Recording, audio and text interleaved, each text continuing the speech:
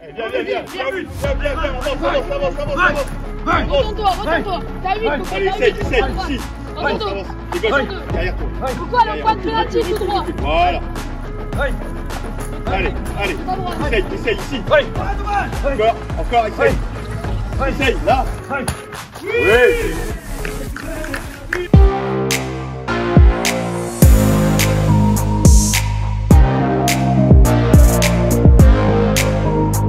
Salut tout le monde, bienvenue à Lens. Nous sommes devant le stade Bollaert, le stade du Racing Club de Lens. Comme la dernière fois, vous avez pu le voir, on était parti en Laponie pour s'entraîner avec le club du Père Noël. Cette fois, on va s'entraîner avec le Racing Club de Lens, mais pas avec la section que vous avez l'habitude de voir. Là, on va s'entraîner avec la section CC Foot, le football adapté pour les non-voyants. Je vais donc vivre une séance d'entraînement à leur côté, mais aussi dans leurs conditions, c'est-à-dire que je vais avoir les yeux bandés pendant toute la séance d'entraînement. Je vais donc pouvoir vous expliquer comment ça se passe lorsqu'on n'a pas les facultés visuelles et qu'on joue au football. Donc là, nous sommes au stade Bollaert. Le stade de la section CC Foot se trouve à quelques mètres seulement de là. Donc venez avec moi, on va s'entraîner avec la section CC Foot du Racing Club de Lens. C'est parti!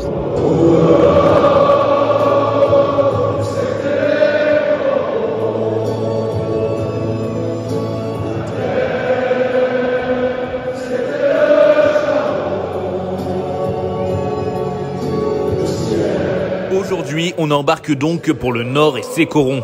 D'ailleurs, si tu ne le savais pas, les corons, ce sont ces habitations construites au 19e siècle pour les ouvriers de la révolution industrielle. Mais à part les mines, à Lens, il y a une équipe de football qui marche plutôt bien et qui fait la fierté de ses habitants. C'est sans conteste l'une des plus grandes ferveurs d'Europe. Et depuis 2018, le Racing Club de Lens fait partie des rares formations professionnelles à disposer d'une section CC Foot, le football adapté pour les athlètes déficients visuels, une discipline créée en 1920 en Espagne. Il est même arrivé que la section valide et celle de CC Foot partagent un entraînement, et quand je vois comment Seko Fofana, l'un des meilleurs joueurs de Ligue 1, est en galère, je me dis que pour moi ça va pas être évident. Spoiler alerte, ça ne l'a pas été. La ville de Lens fait aussi très bien les choses pour son équipe de CC Foot et depuis 2023, elle possède un terrain homologué CC Foot juste à côté du stade Bollaert. C'est là que m'attend Mickaël, l'entraîneur de la section CC Foot. Bonjour Sébastien. Bonjour Mickaël. Bienvenue à Lens. Merci beaucoup. Bienvenue sur le terrain CC Foot. Merci beaucoup de m'accueillir. J'ai hâte de vivre cette expérience. C'est une joie, un plaisir de pouvoir t'accueillir et te faire vivre un vrai moment de football. Cette discipline, Mickaël l'a découverte en 2014 lorsqu'il était entraîneur de l'AS Violaine, un club situé à une vingtaine de kilomètres de Lens et parrainé par l'ancienne légende du RCL, Eric Sicora. 4 ans plus tard, le club déménage à Lens et joue désormais sous les couleurs sang et or. Pendant plusieurs années, la section joue à la Gaillette, le centre d'entraînement du RC Lens, mais ça demande beaucoup d'efforts logistiques, comme la mise en place à chaque séance des barrières que tu peux voir sur le côté, qui sont indispensables pour la pratique du CC Foot, pour la sécurité des joueurs, mais aussi pour que la balle reste dans le jeu. La ville de Lens a donc fait construire un terrain homologué CC Foot pour son équipe. Aujourd'hui, il n'y en a que 3 en France. Et il y a quelques différences avec les terrains que l'on connaît plus traditionnellement. Là, on est, on va dire, sur les 12 premiers mètres, on est sur la zone défensive. Donc là, la zone défensive, c'est uniquement le gardien qui va pouvoir parler à ses joueurs. Et pour les attaquants, quand ils vont rentrer dans cette zone donc des 12 mètres, c'est le guide offensif qui se trouve derrière le but qui là va pouvoir parler aux attaquants. Et quand le ballon va passer dans cette zone, on va dire centrale, entre les deux lignes pointillées des 12 mètres, bah là c'est l'entraîneur qui se trouve sur le côté qui va pouvoir là donner des indications et guider ses joueurs. Ça, c'est ta zone, ça. Ça c'est ma zone, voilà, et c'est assez frustrant parce que quand le ballon passe dans une autre zone, c'est difficile de pas vouloir donner des informations, des conseils aux joueurs, si ce n'est même les encourager. Moi je t'invite maintenant à venir t'habiller. On t'a prévu une petite tenue pour pouvoir t'entraîner dans les mêmes conditions que les joueurs. C'est parti. Pour la séance du jour, certains joueurs sont blessés, mais d'autres sont surtout appelés en équipe de France, qui est en même temps en stage à Percy-sur-Oise. Parmi les 100 et or internationaux, on retrouve le milieu de terrain Alan et le gardien Lucas, qui est ici avec les espoirs. La séance a donc lieu en effectif un peu réduit. Je te présente les joueurs, donc Mathieu, Hervé qui est un de nos guides, Erwan, Corentin, et Abdé. Voilà, donc tes partenaires de jeu pour aujourd'hui. Je suis très bien accueilli et j'ai le droit au vrai équipement pour la séance. Les lunettes en font partie parce que certains joueurs voient un peu, d'autres pas du tout. Alors pour une égalité parfaite, tout le monde en porte pour se cacher les yeux. Il est temps pour moi de me plonger dans le noir et dès la sortie du vestiaire, ce n'est pas évident. Allez Sébastien, tu vas prendre mon épaule, hop, et puis on va aller sur le terrain. Heureusement, tout est pensé pour faciliter la vie des joueurs. Donc tu vois, au niveau de tes pieds, tu vas également sentir des bandes podotactiles, donc ce qui permet aux joueurs, tu sens ici au niveau de tes pieds, donc on va suivre cette bande pour aller jusqu'au terrain, ce qui permet des fois aux joueurs de pouvoir aller sur le terrain. En étant sous mon pied là. Voilà, c'est ça. Et en étant pratiquement autonome, le joueur a qu'à suivre cette bande pour pouvoir arriver jusqu'au terrain. Alors là, j'ai perdu les traces. Alors forcément, c'est normal. On est sur le terrain. Tu sens peut-être la différence de surface. Donc là, on est vraiment sur le terrain. Donc on va faire un petit tour du terrain pour que tu puisses sentir déjà les barrières, les 40 mètres. Et ensuite, tout doucement, on trottinera et puis on passera avec le ballon. Ça marche.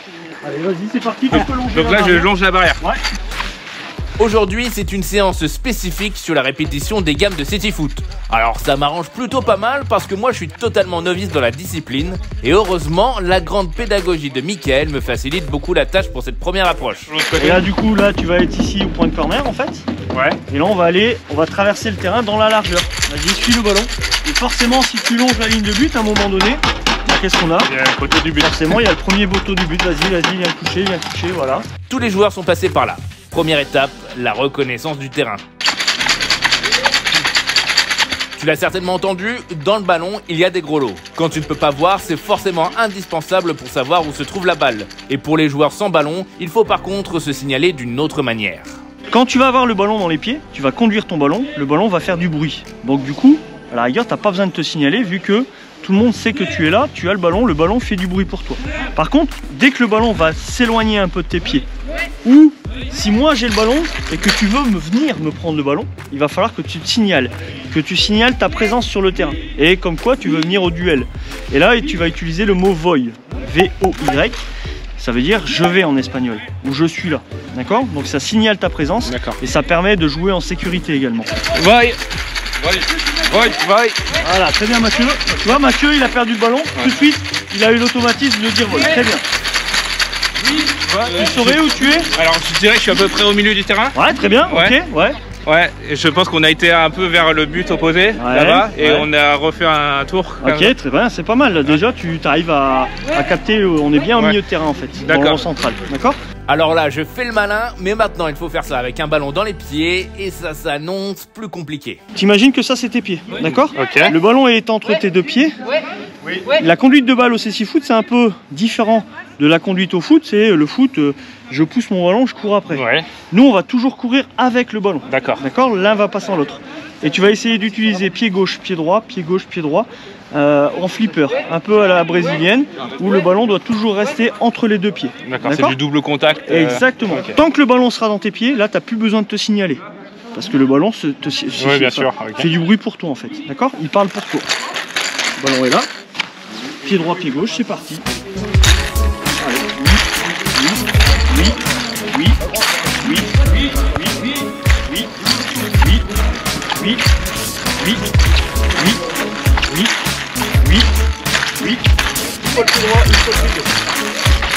Et là tu vois, quand le ballon s'éloigne un peu de toi, tout de suite bouille. Voilà.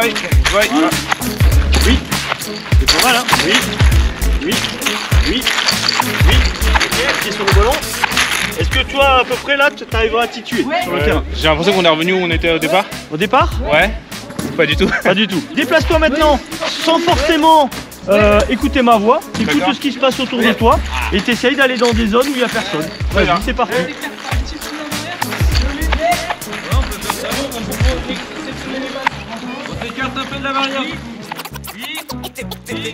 Pendant que je me déplace comme Bambi sur la glace, d'autres ont heureusement beaucoup plus de facilité technique. Regarde cette action entre Corentin et Abderrahim.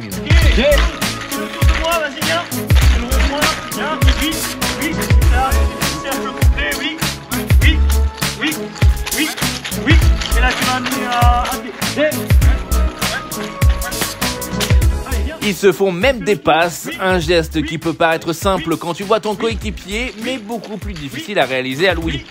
Oui, Mathieu. Oui, bien. Allez. Ouais, Mathieu. D'ailleurs, il faut que je t'en parle de ces deux jeunes qui sont assez incroyables. Pour commencer, ici on les appelle Coco et Abdé.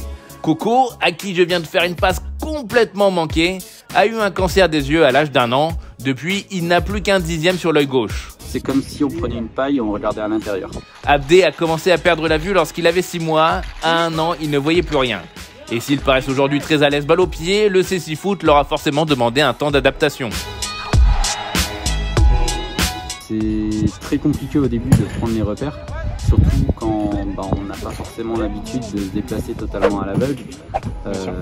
Mais après, une fois qu'on a commencé à prendre les repères, ça vient tout seul en fait.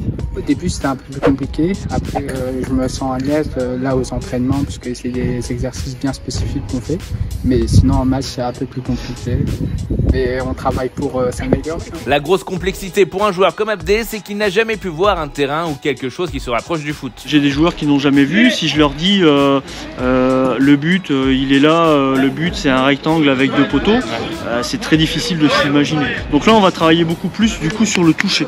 D'accord.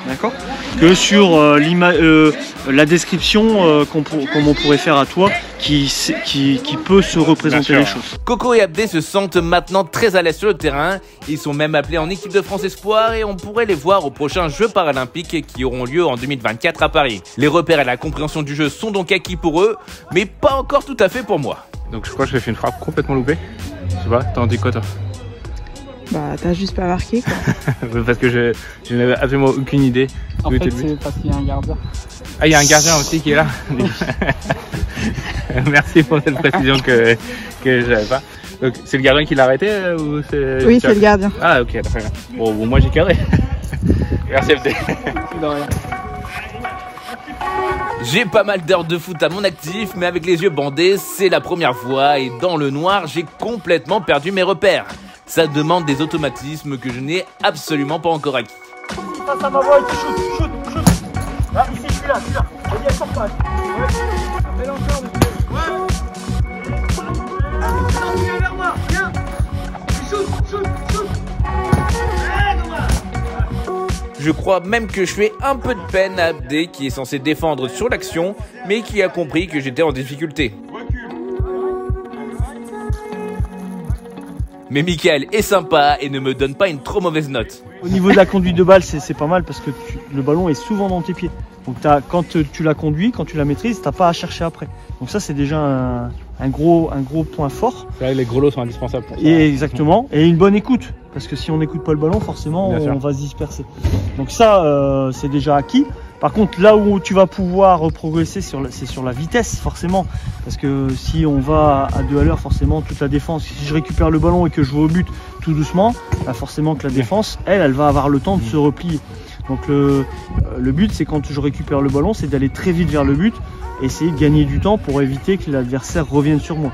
Donc c'est là où on peut, après, à force de travail, gagner en vitesse et gagner justement ces petites secondes qui fait qu'on va pouvoir aller marquer. Mickaël a parlé d'écoute et c'est là qu'un nouveau partenaire entre en jeu. En plus des 5 joueurs par équipe sur le terrain, un guide se trouve derrière le but de l'attaque pour aider les buteurs. À Lens, Gérald joue ce rôle. Oui. Allez, essaye. Allez, bats-toi avec lui, bats-toi. Ici. Essaye, là. Retiens. Gérald fait partie des guides lensois qui sont derrière le but lors des matchs officiels du RC Lens et participe par la voix aux offensives de son équipe lorsque les joueurs sont dans les 12 derniers mètres. Le guide joue donc un rôle important, mais moi, ça, je l'ai pas immédiatement compris. S'il te dit recule. Okay. S'il te dit avance. S'il te dit à droite. Ouais. S'il te dit à gauche. C'est 4 mots. Il te dit recule, toi tu fais ça. Tu vois ? Tu cherches comme ça. S'il te dit recule, c'est recule. S'il te dit avance, c'est avance. D'accord ? Et forcément, quand on écoute, ça se passe mieux. Recule. Pied droit. Avance, droit. Essaye. Oui, bien joué, c'est but. Excellent. Alors maintenant. Et s'il y a les guides d'attaque, il y a aussi les guides de défense. Ça fait partie de la double fonction du gardien, le seul joueur voyant sur le terrain qui n'a pas le droit de quitter le petit rectangle devant son but. En l'absence du gardien titulaire Lucas, c'est le jeune Lucas, ça s'invente pas, qui prend la place dans le but. Il a 8, il a 12. Pour l'instant, Lucas est encore trop jeune pour participer aux matchs en compétition, mais il est présent pour tous les entraînements en attendant d'avoir 15 ans et prend son rôle très au sérieux. Puis les yeux de mes coéquipiers, comme eux ne voient pas, et ben faut tout leur dire. Enfin, comme on a des zones respectives, l'entraîneur, le guide, notre guide pour l'attaque et moi, ben on doit être leurs yeux, parce que faut leur dire quand est-ce qu'ils sont à la barrière, leur mettre combien de mètres sur le terrain, s'il faut tirer, s'ils doivent aller chercher la balle. Enfin, c'est plein de choses. Un joueur de CC Foot doit donc être très concentré. Il doit écouter le ballon, faire attention à ses adversaires et distinguer la voix du guide d'attaque de celle de la défense. Et ça fait beaucoup d'éléments à prendre en compte. Viens, avance. Retourne-toi. T'as 8, Coco, Allez, essaye, ici. Retourne-toi. Les gauches, derrière toi. Coco, à la pointe pénalty, tout droit. Voilà. Allez, essaye, ici. Encore, essaye. Essaye, là. Oui. Maintenant que tu as à peu près tous les codes du CC Foot, je te laisse tester ça par toi-même.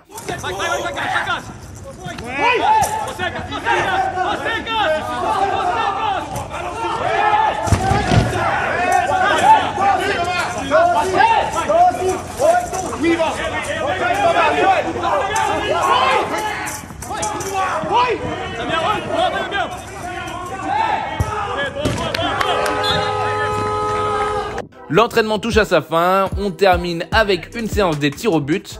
Là aussi, le guide offensif joue un rôle majeur. Au gauche. Au droit. Axe.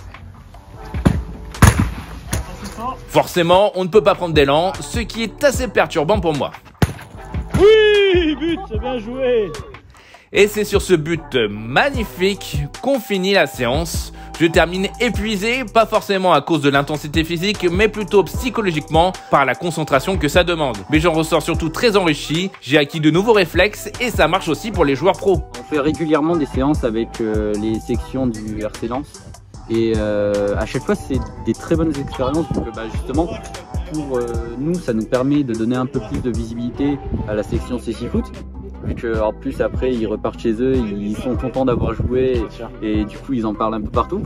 Et puis pour eux, ça leur apprend aussi à beaucoup plus s'écouter vu que en réalité au foot on prend beaucoup plus de repères visuels. Mais au CC Foot, les repères visuels on n'en a pas du tout, donc on fait tout à l'oreille. Et justement quand ils apprennent ça au CC Foot, ils vont avoir tendance à plus le mettre en pratique au foot classique et ça change beaucoup de choses. On est au vestiaire. Là on est au vestiaire, hop, ici. Attends, tu vas enlever ton masque progressivement, fermer les yeux un petit peu au début. Là ça va, le vestiaire, on est un peu dans l'obscurité, donc retrouver un petit peu et pas que ça pique trop. Hein. Tu peux l'enlever tout doucement. Ouais. Ferme les yeux pour commencer. Ça va?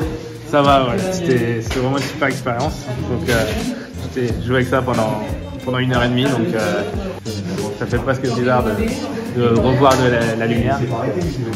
Mais ça va, là il commence à s'habituer progressivement. Super expérience, génial. Merci au Racing Club de Lens et bravo au Racing Club de Lens. La séance d'entraînement est terminée, on se retrouve devant le terrain avec Michael. J'ai enlevé mon masque et je peux te voir à présent. Ouais, tu peux voir. Voir mes bêtises que je peux éventuellement raconter. Donc toi tu étais donc coach valide avant et maintenant que tu es au CC Foot, c'est quoi le petit plus qu'il y a sur le CC Foot? Le petit plus c'est on est aussi sur un projet beaucoup social, enfin, même si on ne fait pas du social pour du social, mais en tout cas le fait d'accueillir un public en situation de handicap, ça donne quand même une plus-value au niveau du projet.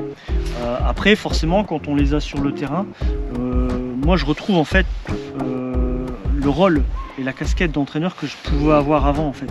Et je ressens les mêmes choses quand on est en match, surtout quand on est en compétition. On ressent en fait de l'intérieur, hein, ça bouillonne, c'est voilà, la préparation du match également.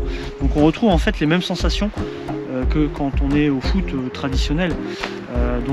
La seule différence, c'est ça, c'est un petit peu la fierté de pouvoir accueillir des personnes en situation de handicap et de leur permettre de faire une activité sportive.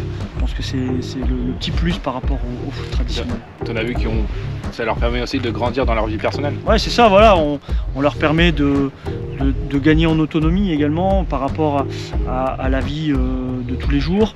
On leur permet aussi de les valoriser, ça permet aussi de gagner en confiance aussi en eux. Grâce à Michael, mes partenaires du jour et les bénévoles du club, j'ai vécu un moment exceptionnel. Et si tu veux en savoir un peu plus sur le club et suivre leurs résultats, tu peux te rendre sur leurs réseaux sociaux qui sont tenus par 2 bénévoles, Rose et Germain. C'est grâce à eux que j'ai pu te montrer des images de match. Et puisque tu es lancé, tu peux aussi t'abonner sur ma chaîne si c'est pas encore fait. On va se quitter là-dessus, j'espère que tu as aimé ce nouvel épisode et que j'aurai réussi à transmettre la difficulté de l'exercice. Dis-moi dans les commentaires ce que tu en penses et je compte sur toi pour le pouce bleu. Ouais, je vois le football d'une autre façon depuis quelques heures. En tout cas, merci beaucoup pour l'accueil. Merci à toi. Et à très vite. Merci, à très vite. À très vite pour un nouvel épisode.